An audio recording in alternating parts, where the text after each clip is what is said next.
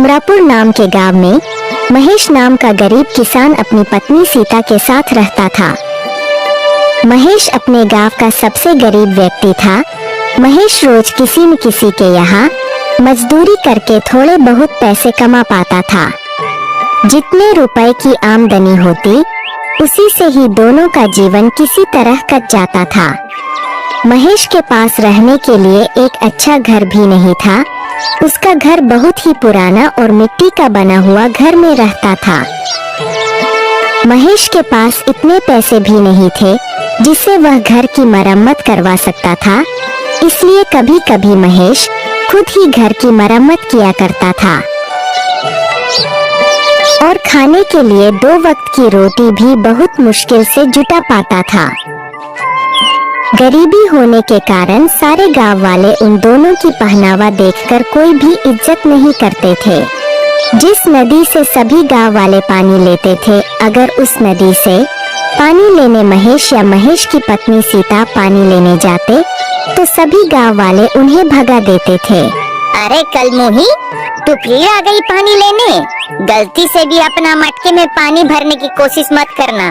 रुक, हमें पहले अपना मटका भरने दे, फिर हमें यहाँ से जाने के बाद तुम अपना मटका भरना, समझी ना? सीता चुपचाप सारी बातें सुनती है और किसी को कुछ नहीं कहती है। सारी औरतों के चले जाने के बाद सीता उदास मन से मटके में पानी भरती है।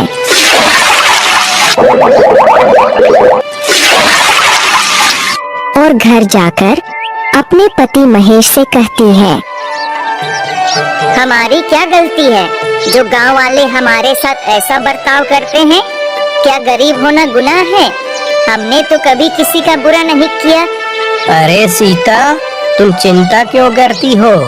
मैं हूँ ना। तुम देखना, एक दिन यही गांव वाले हमसे मिलने के लिए तरसेंगे। मजदूरी करके भी इतने पैसे नहीं कमा पाता जितने बाकी कमा लेते हैं, लेकिन तुम देखना, एक न एक दिन हमारा भी लोग सम्मान जरूर करेंगे। महेश मेहनती होने के साथ साथ दिल का भी बहुत अच्छा इंसान था। वह कभी किसी के साथ बेईमानी नहीं करता था। यही उसकी सबसे बड़ी खूबी थी।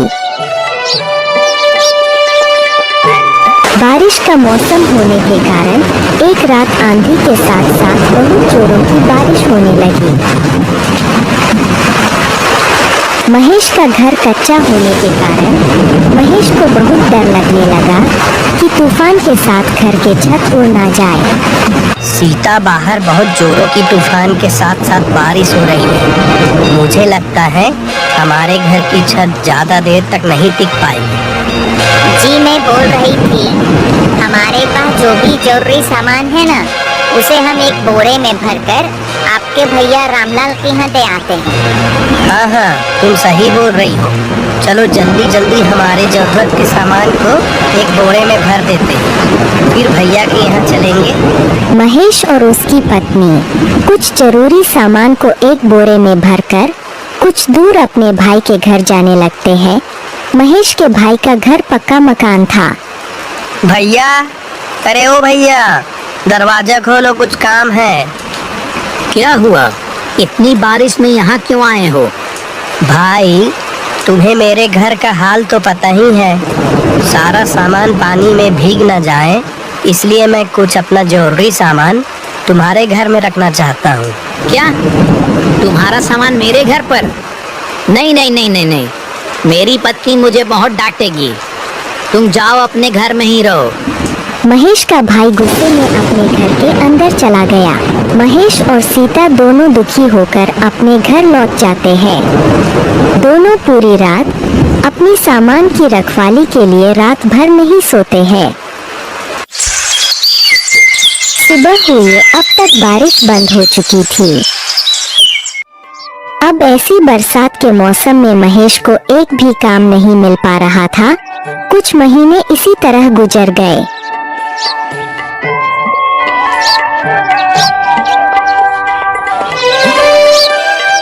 एक बार महेश के गांव में कुछ अमीर व्यक्तियों ने एक सप्ताह गांव में मेला लगवाया। सभी अमीर व्यापारियों ने अपने अपने गाड़ियों में मेला देखने आए।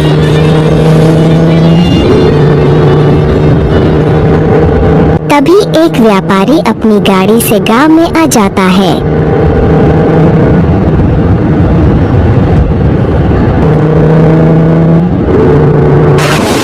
तभी अचानक जोर जोर से बारिश होने लगती है।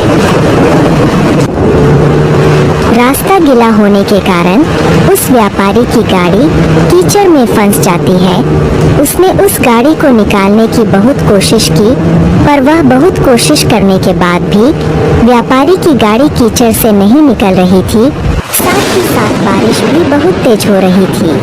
अरे धत तेरी की, अभी ही मेरी गाड़ी को फंसना था क्या? ऊपर से इतनी जोरों की बारिश हो रही है। तभी वहाँ से कुछ गांव वाले गुजर रहे थे। व्यापारी ने उनसे मदद मांगी। अरे भाइयों भाइयों, सुनो सुनो सुनो, मेरी गाड़ी कीचड़ में फंस गई है। क्या आप मेरी गाड़ी को निकालने में मदद करोगे प्लीज? नहीं नहीं नहीं नहीं नहीं, बारिश बहुत तेज हो रही है। इतनी बारिश में हम क्या मदद करेंगे भाई? नहीं नहीं नहीं, हमसे तो नहीं होगा। तुम किसी और को देख लो, हम लोग चलते हैं। ऐसा कहकर वे दोनों वहाँ से चले जाते हैं। लगातार बारिश हो रही थी। व्यापारी सभी को आवाज लगाकर बुला रहा था। भाइयों मेरी मदद करो, मेरी मदद करो। अरे भाई, कोई है क्या आसपास? मेरी गाड़ी कीचड़ में फंस गई है, इसे निकालने में मेरी मदद करो। भाइयों मेरी मदद करो। लेकिन सभी गांव वाले उसकी मदद करने से इनकार कर रहे थे। तभी महेश सभी जगह से काम की तलाश कर निराश होकर उसी रास्ते से घर लौट रहा था।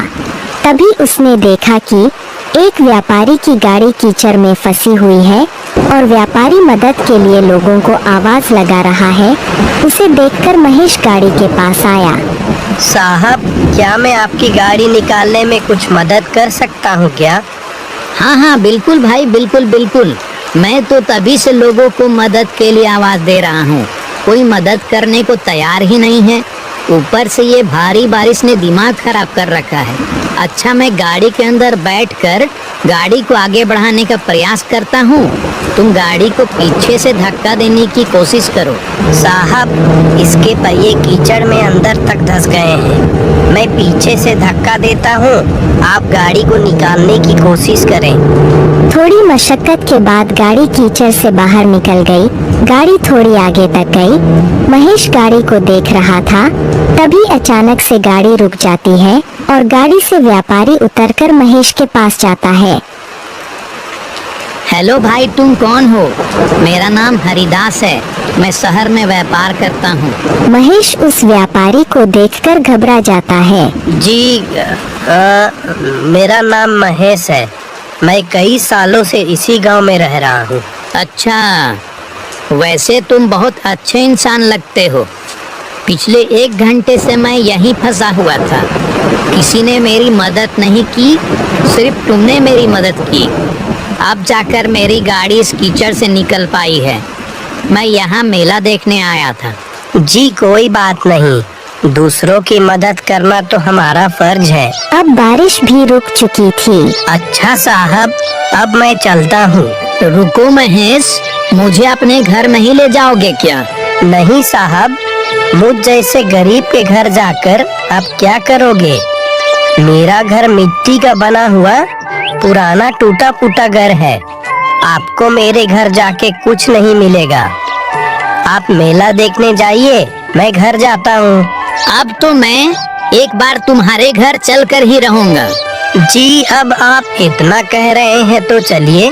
व्यापारी महेश को अपनी गाड़ी में बैठा लेता है। महेश पीछे बैठकर व्यापारी को अपने घर का रास्ता बताता है।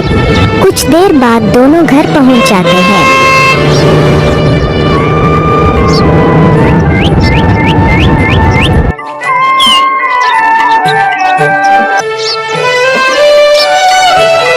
सीता, अरे ओ सीता, हमारे घर साहब आए हैं, उनका स्वागत नहीं करोगी क्या?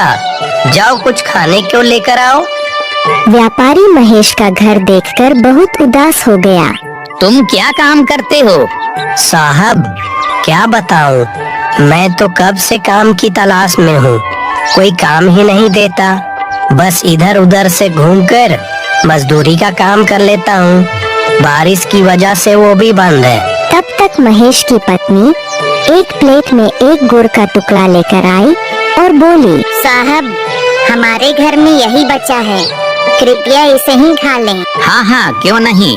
महेश, तुम्हें कोई काम नहीं मिल रहा है ना? अगर तुम चाहो तो मैं तुम्हें काम दे सकता हूँ। साहब, क्या सच में? क्या आप मुझे सच में काम देंगे? शहर में मेरे पास बहुत से काम होते हैं। सोच रहा था कि कोई ऐसे व्यक्ति को अपने साथ काम में रख लूं जो मेहनती और ईमानदार दोनों हों।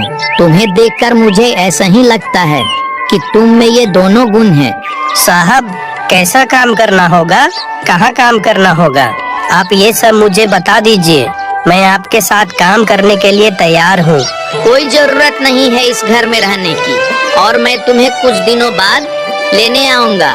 तुम मेरे साथ शहर में काम करोगे और वहीं रहोगे। मैं तुम्हें नया घर दिलवा दूंगा। यह सुनकर महेश और उसकी पत्नी बहुत खुश हुए। महेश ने गांव में घूम घूम कर इस खुशी को पूरे गांव में बताया, पर गांव वालों को उसकी बातों पर विश्वास नहीं हो रहा था। कुछ दिन बाद व्यापारी अपनी गाड़ी से महेश के घर आया। महेश, सारा सामान तैयार है ना? चलो चलते हैं। महेश और उसकी पत्नी सीता पूरा सामान लेकर व्यापारी के गाड़ी में बैठ गए। सभी गांव वालों का ध्यान उन्हीं पर था, यहाँ तक कि महेश का भाई भी उन्हें देख रहा था। गाड़ी चल पड़ी। व्यापारी महेश और उसकी पत्नी सीता को शहर लेकर आ गया। उसके बाद उन दोनों को रहने के लिए एक अच्छा सा घर दे दिया। महेश सारे काम अच्छे से समझ गया था। अब वह व्यापारी के साथ काम करने लगा। महेश का घर बहुत सुंदर था। अब महेश बहुत अच्छे खासे पैसे कमा लेता था। धीरे धीरे करके महेश और उसके घर को देखने उसके गांव वाले शहर आने लगे थे। जिस भाई ने महेश का सामान को रखने से मना कर दिया था, अब वह महेश को भाई भाई कहता नहीं थकता था। महेश ने ईमानदारी और मेहनत के बल पर सब कुछ पा लिया।